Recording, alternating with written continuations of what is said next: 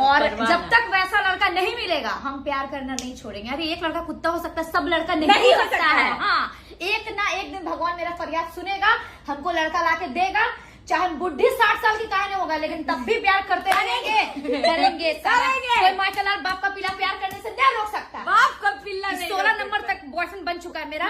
17-18 जितना होगा 100 तक कंप्लीट करेंगे, लेकिन प्यार करेंगे। ये क्या है, मायका लाल और बाप का पीला?